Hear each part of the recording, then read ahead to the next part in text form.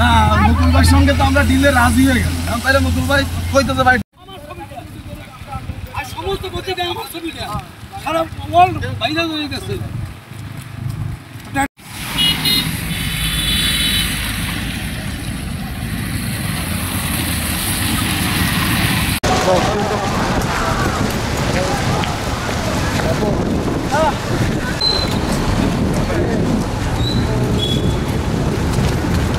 আরাফাত ভাই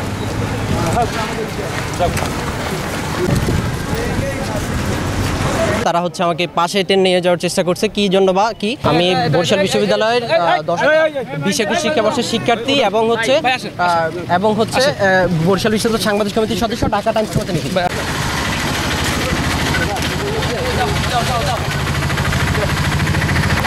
যেহেতু সভা সমাবেশ এখন নিষিদ্ধ, তো ওদের একটি কর্মসূচি আজকে এখানে ছিল ভার্সিটির সামনে। তো আমাদের কাছে সংবাদ ছিল যে ওদের উপরে হয়তো বা কোনো আক্রমণ বা এরকমের কোনো বাধা আসতে পারে।